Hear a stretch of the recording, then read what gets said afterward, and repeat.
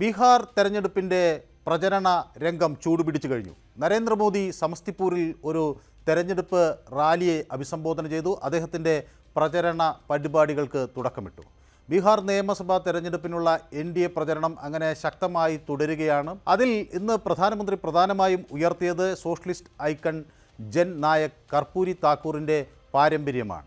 ദൂത്പുര helipad ഗ്രൗണ്ടിൽ നടന്ന ഒരു വലിയ പൊതു റാലിയെ അഭിസംബോധന ചെയ്തുകൊണ്ട് കർപ്പൂരി താക്കൂറിനെ രാജ്യത്തിൻ്റെ വിലമതിക്കാനാകാത്ത രത്നമായി പ്രധാനമന്ത്രി വിശേഷിപ്പിച്ചു. ഇപ്പോൾ മുൻ മുഖ്യമന്ത്രിയുടെ ജന്മസ്ഥലമായ കർപ്പൂരി ഗ്രാമത്തിൽ അദ്ദേഹം പുഷ്പാർച്ചന നടത്തി. അവിടെ കുടുംബാംഗങ്ങളെ കാണുകയും ഒക്കെ ചെയ്തു.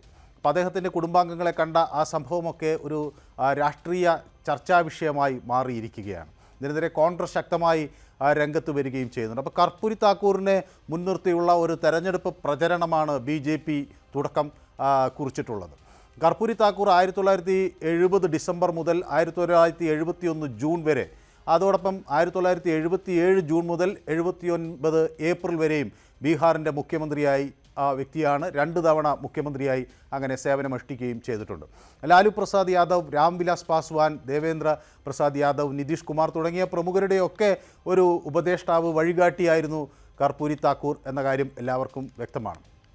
അപ്പോൾ ബീഹാറിൻ്റെ ആദ്യത്തെ കോൺഗ്രസ് ഇതര സോഷ്യലിസ്റ്റ് മുഖ്യമന്ത്രിയാണ് കർപ്പൂരി താക്കൂർ. 77-ൽ ബീഹാർ മുഖ്യമന്ത്രിയായിരുന്നപ്പോൾ കർപ്പൂരി താക്കൂർ ഒരു പുതിയ പദ്ധതി ആവിഷ്കരിച്ചു. അത് സംസ്ഥാനത്തിൻ്റെ സാമൂഹ്യ നീതി ഉറപ്പാക്കുക എന്നതിന് വേണ്ടിയായിരുന്നു.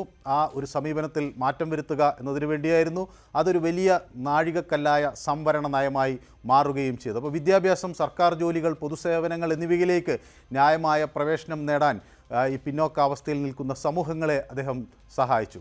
അപ്പോൾ വളരെ പിന്നോക്കം നിൽക്കുന്ന ഈ വിഭാഗങ്ങളെ സംരക്ഷിക്കാനുള്ള അദ്ദേഹത്തിൻ്റെ നീക്കം വലിയ തോതിൽ പ്രശംസ പിടിച്ചുപറ്റുകയും ചെയ്തിട്ടുണ്ട്. അപ്പോൾ കർപ്പൂരി താക്കൂറിനെ ഇന്ന് BJP ഉയർത്തിപ്പിടിക്കുമ്പോൾ ആ ഒരു പാരമ്പര്യം ഇനി വരാനിരിക്കുന്ന രാഷ്ട്രീയ നാളുകളിൽ ഉണ്ടാകും എന്നാണ് BJP വ്യക്തമാക്കുന്നത്. അതേസമയം കോൺഗ്രസ് ശക്തമായ വിമർശനവുമായി വരികയും ഒക്കെ ചെയ്തിട്ടുണ്ട്. അപ്പോൾ കർപ്പൂരി താക്കൂറിൻ്റെ ആ നയം നമുക്ക് ഓർമ്മയുണ്ട്. അത് പിന്നോക്കം നിൽക്കുന്ന വിഭാഗങ്ങൾക്ക് 12% സംവരണം നൽകുക എന്നതായിരുന്നു. അതിപിന്നോക്കം നിൽക്കുന്ന വിഭാഗങ്ങൾക്ക്, അതോടൊപ്പം പിന്നെ 8% സീറ്റുകൾ പിന്നോക്ക വിഭാഗങ്ങൾക്ക് സംവരണം ചെയ്തു. അതോടൊപ്പം തന്നെ ലിംഗസമത്വം പ്രോത്സാഹിപ്പിക്കുന്നതിനായി സ്ത്രീകൾക്ക് 3% സംവരണം അദ്ദേഹം കൊണ്ടുവന്നു. ദുർബല വിഭാഗങ്ങൾക്ക് 3% സംവരണം കൊണ്ടുവന്നു. അങ്ങനെ കർപ്പൂരി താക്കൂർ ഫോർമുല എന്നത് സമത്വത്തിൻ്റെയും ശാക്തീകരണത്തിൻ്റെയും ഒക്കെ പ്രതീകമായി. അപ്പോൾ വിദ്യാഭ്യാസ പരിഷ്കരണങ്ങൾ നോക്കുകയാണെങ്കിൽ അതും നമുക്ക് വളരെ വ്യക്തമായി കാണാൻ കഴിയും. അദ്ദേഹത്തിൻ്റെ കാലഘട്ടത്തിൽ ദരിദ്രരും പിന്നോക്കക്കാരുമായ വിദ്യാർത്ഥികൾക്ക് വിദ്യാഭ്യാസം കൂടുതൽ ലഭ്യമാകാൻ കർപ്പൂരി താക്കൂർ പ്രയത്നിച്ചു. മെട്രിക്കുലേഷൻ വരെയുള്ള പരീക്ഷകളിൽ ഇംഗ്ലീഷ് ഒരു നിർബന്ധിത വിഷയമല്ലാതാക്കി അദ്ദേഹം മാറ്റി. പ്രൈമറി, മിഡിൽ സ്കൂൾ വിദ്യാഭ്യാസം സൗജന്യമാക്കി. പിന്നോക്ക പ്രദേശങ്ങളിൽ നിരവധി സ്കൂളുകളും കോളേജുകളും തുറന്നു. അതിനുവേണ്ടിയുള്ള പ്രോത്സാഹനങ്ങൾ നൽകി. ജാതിയോ വരുമാനമോ പരിഗണിക്കാതെ എല്ലാവർക്കും തുല്യ അവസരങ്ങൾ ഉറപ്പാക്കുക എന്ന ഒരു ലക്ഷ്യം അദ്ദേഹം ഉയർത്തിപ്പിടിച്ചു. ബീഹാറിൽ സമ്പൂർണ്ണ മദ്യനിരോധനം നടപ്പിലാക്കുകയും ചെയ്തു. കാരണം അദ്ദേഹം മനസ്സിലാക്കിയത് ഈ മദ്യ ഉപഭോഗമാണ് അവിടെ ആളുകളെ വലിയ തോതിൽ പ്രതിസന്ധിയിലാക്കുന്നത് എന്ന് മനസ്സിലാക്കിയാണ് അത്തരമൊരു നീക്കത്തിന് അദ്ദേഹം തയ്യാറെടുത്തത്. അപ്പോൾ സത്യസന്ധത, ലാളിത്യം, ജനങ്ങൾക്ക് പ്രഥമ സ്ഥാനം നൽകുന്ന ഒരു രാഷ്ട്രീയം, അതൊക്കെയായിരുന്നു കർപ്പൂരി താക്കൂറിൻ്റെ ഒരു രാഷ്ട്രീയ മോഡൽ. അതുകൊണ്ട് അദ്ദേഹത്തെ ജൻ നായക്, ജനങ്ങളുടെ നേതാവ് എന്ന് പൊതുവെ വിശേഷിപ്പിക്കപ്പെടുകയും ചെയ്തു. അപ്പോൾ ഏതായാലും മോദി ഈ പാരമ്പര്യം ഉയർത്തിപ്പിടിപ്പിക്കുമ്പോൾ കോൺഗ്രസ് നേരത്തെ തന്നെ വിമർശനം ആരംഭിച്ചു. ആദ്യമെത്തിയത് ജയറാം രമേശാണ്. ബീഹാർ രാഷ്ട്രീയത്തിൽ ഈ കർപ്പൂരി താക്കൂറിനെ പ്രധാനമന്ത്രിയും NDAയും ഉയർത്തിപ്പിടിക്കുമ്പോൾ ജയറാം രമേശ് പ്രധാനമന്ത്രിയെ പരിഹസിക്കുന്നൊരു രീതിയുമായി മുന്നോട്ട് വന്നു. RSSും ജനസംഘവും അദ്ദേഹത്തെ അധിക്ഷേപിച്ചിരുന്നു എന്നാണ്, അധിക്ഷേപത്തിന് വിധേയനാക്കി എന്നാണ് ജയറാം രമേശിൻ്റെ ആരോപണം.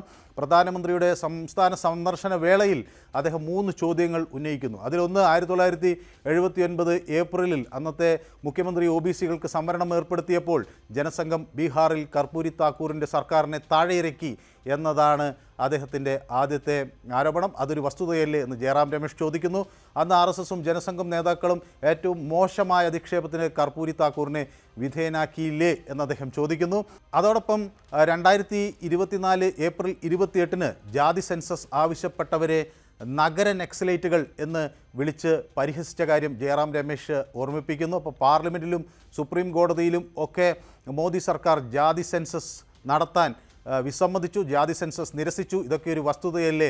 അപ്പോൾ ബീഹാറിൽ സംവരണത്തിന് വലിയ പാത തുറന്ന കർപ്പൂരി താക്കൂറിനെ എങ്ങനെ BJPക്ക് ഉയർത്തിപ്പിടിക്കാനാകും എന്നൊരു ചോദ്യമാണ് അദ്ദേഹം ഉയർത്തിപ്പിടിക്കുന്നത്.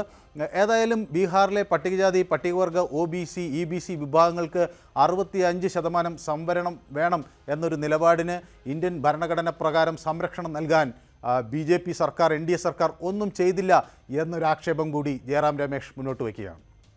മാത്രമല്ല 1994 സെപ്റ്റംബറിൽ തമിഴ്നാടിന് സമാനമായ ഒരു നിയമം വന്നപ്പോൾ അതിന് കോൺഗ്രസ് പിന്തുണ നൽകി എന്ന കാര്യം ജയറാം രമേശ് പറയുകയാണ്. അപ്പോൾ ഇത് കർപ്പൂരി താക്കൂറിനെ ചുറ്റിപ്പറ്റിയുള്ള രാഷ്ട്രീയ പ്രതിവാദങ്ങൾ കൊണ്ടാണ് ഇന്നത്തെ ബീഹാർ തെരഞ്ഞെടുപ്പ് കടന്നുപോയത്. ജൻനായകിൻ്റെ ആ ഒരു ഓർമ്മയിൽ ജനങ്ങൾ ആർക്കൊപ്പം നിൽക്കും എന്ന ചോദ്യമാണ് ഇന്ന് ബീഹാർ തെരഞ്ഞെടുപ്പിൽ ഉയർന്നു വന്നത്.